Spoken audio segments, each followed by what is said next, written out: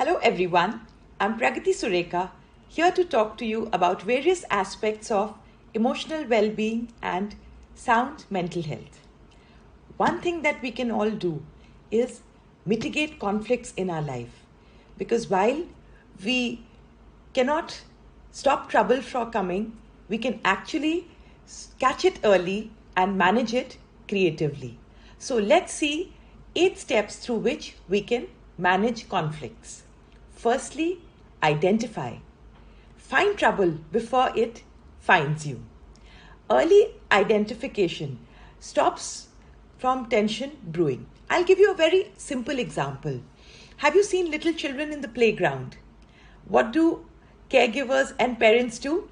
They sit on the sidelines, and when they see some kind of tension building up, they immediately whisk the child away and ensure that there is no conflict. It could be for a turn on the swing, it could be for a chance in a game, but early identification stops emotional intensity from building up. Second, pick up subtle cues. Suddenly, if people are talking, have they stopped talking? Because sudden silence signals something is amiss. Also, check the body language. Think of a time when someone says something that you don't like. Immediately, your body tenses up, and without saying a word, your rigidity conveys that you do not like what is being spoken about. Thirdly, watch out for any change in social patterns. If people are having lunch together and suddenly they stop having lunch together, or if they have a pattern to meet on weekends and they stop doing so, these are all subtle cues which show that there is a conflict brewing. So, as you have weather cyclone warnings which help us prepare and stay indoors if we need to, identifying a conflict is the first step in stopping trouble from brewing. The second step to manage conflicts is decide whether you want to intervene. Now, it's very important that you have the time, you have the skills, and you can manage to remain objective. Now, think about it.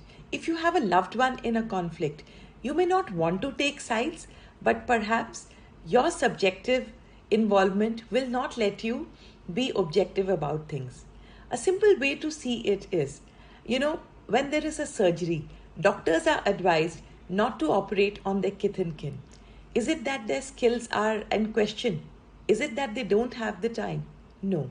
It's just that when it's a loved one on the table, objectivity may get lost. So, when we talk of conflicts, understand whether you want to intervene. If it's two of your children fighting, do you want to be there and play umpire? And what is the likely outcome if you do not intervene? Because if you do not intervene, perhaps they actually will learn to get along better or not get into difficult situations. Or do you want to play referee lifelong?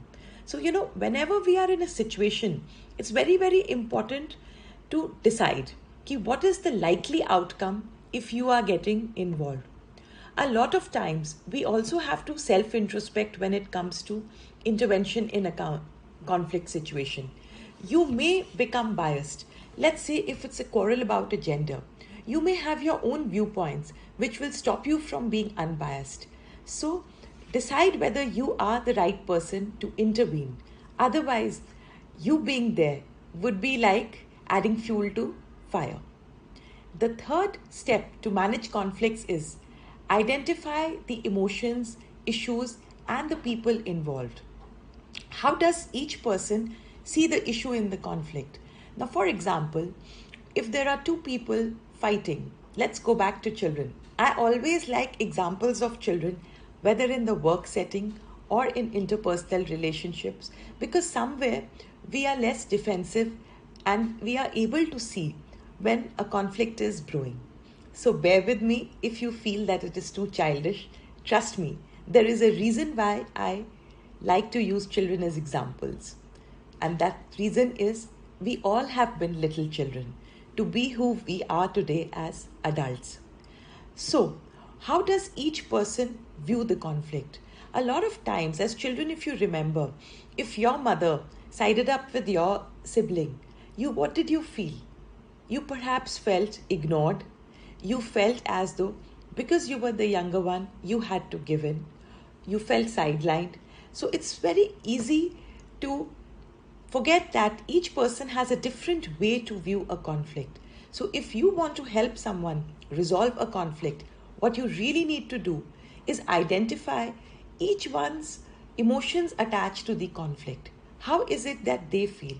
So when you understand and empathize, people are also willing to listen, or they are willing to trust your judgment and let you take responsibility to intervene in a way where each one will benefit.